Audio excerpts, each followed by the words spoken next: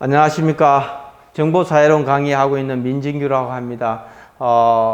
생소한 과목 공부하시느라 고생이 많으신데, 남은 한 3개월 동안 열심히 준비할 수 있는 방법들에 대해서 간략하게 설명을 드리도록 하겠습니다.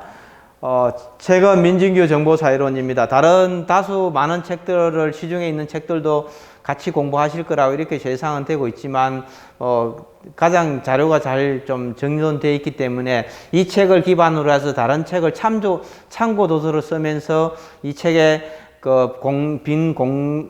빈 공란이나 이런 부분에서 기록을 하면서 이 책을 하나의 완전한 요약 노트처럼 이렇게 활용하시면은, 시험 준비하는 데는 훨씬 더 유리할 거라고 이렇게 판단이 되어집니다. 그래서 정보사회의 이해입니다. 사실상 이 부분도 매년 최소한 5문제 이상 출제되는 그런 영역이고, 그렇게 어렵지는 않습니다. 가장 어려운 부분은 정보사회 관련 이론인데, 이론의 종류도 많고, 평소에 공부 듣지 못했던 그런 용어들도 많기 때문에 그런 부분들에 대해서만 좀 관심들을 가지시면은, 다른 커뮤니케이션과 뉴미디어의 종류와 특성들은 단순 이해와 암기에 관련된 부분이니까 그렇게 어렵진 않을 거라고 생각되고요. 그 다음에 정보사회의 영향도 매년 많은 문제가 출제되고 있는 그런 영역들입니다. 정보와의 순기능, 프라이버시, 저작권 침해, 정보 객차와 불건전 정보 유통, 사이버 범죄, 보이스피싱, 랜섬웨어 이런 같은 것들, 정보화가 개인과 기업과 국가에 미친 영향들, 이런 부분들이 계속 출제가 되고 있기 때문에 이 부분도 책에 있는 내용들, 이슈들을 좀 꼼꼼하게 정리하다가 정 이해가 안 되는 부분들이 있다면은 이렇게 네이버 검색이라든지 지식인 이런 부분들을 좀 활용하면서 보완하면은 굉장히 도움이 됩니다. 그리고 3편 정보기술과 정보사회의 미래입니다. 정보통신기술, 컴퓨터, 인터넷과 인트라넷, 특히 또 요즘 4차 산업혁명 같은 경우에는 여러 가지 드론이라든지 자율주행 자동차라든지 3D 컴퓨터라든지 인공지능이라든지 블록체인이라든지 이런 다양한 이슈들이 지금 많이 있고, 공유경제 이런 것들도, 플랫폼 경제 이런 것들도 이슈가 있기 때문에 이런 내용들을 좀 꼼꼼하게 보시면은 상당히 많은 문제가 출제되는 영역이다 이렇게 볼 수 있을 것 같습니다. 그 다음에 관련 법률이나 글로벌 국가의 현황, 정보사회의 미래 같은 부분들은 시험 문제 출제하기에 그렇게 적합한 그런 주제가 아니기 때문에 너무 많은 시간을 들여서 공부하실 필요는 없을 거라고 그렇게 좀 판단이 되어집니다. 그래서 이 정보사회론이라는 과목 자체가 정보학과 사회학, 신문방송학, 행정학, 법학, 컴퓨터공학, 기타 이런 영역으로 다양하게 연결되어 있기 때문에 사실 학생들 입장에서 공부하기 쉽지 않습니다.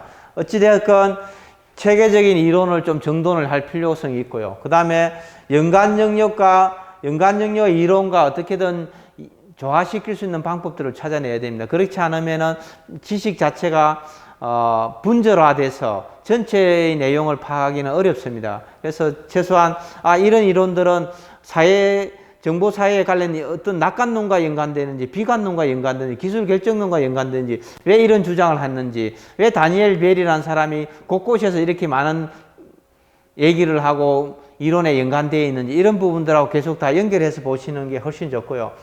일단 체계적으로 이론을 암기하고 기출문제 트렌드 분석하고 예상 문제를 반복해서 학습하는 겁니다. 실제로 지금 제가 책에 있는 문제들이 그렇게 많지 않기 때문에 여러분들이 다른 책도 마찬가지입니다. 정보사회론 자체가 문제가 많이 유출되거나 복원이 많이 되어 있지 않기 때문에 그런 부분들에 대해서 상당히 어려움을 겪을 수가 있는데, 기본 이론만 충실하고 용어 정의만 잘 하시면은 웬만한 문제들은 거의 다 풀 수가 있습니다. 그런 부분들을 감안하셔가지고 꼭 많은 문제를 풀어본다고 해서 시험에 완벽하게 대비하는 것은 아니다. 특히 정보사회론만큼은 이렇게 좀 이해하시면 좋을 것 같고요. 그래서 기본 학습 능력을 배양을 통해서 문제 해결 능력을 향상시키는 게 가장 중요합니다. 그렇게 보시면 될 것 같고요. 그래서 어찌됐건 모든 학문의 기본은 이론입니다. 이론.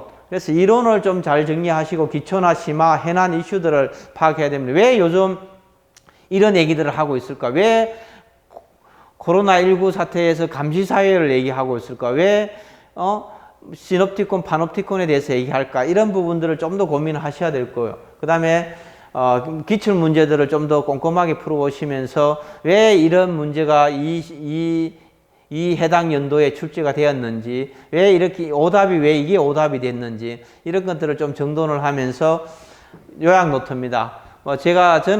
저도 지금 학교 다니면서 공부할 때 요약 노트 열심히 써봤는데 이것만한 거 없습니다. 절대로 맹신하지 말고 자신을 요약 노트 꼭 쓰고 책을 반복해서 학습하는 게 훨씬 더 좋습니다. 자신만의 책을 만드는 게 고득점을 받는 비결입니다. 그래서 궁금증을 확실하게 해소해야 되겠다. 내가 이해되지 않는 부분을 남겨두시면 꼭 그게 출제됩니다. 머피의 법칙이라고 그러죠.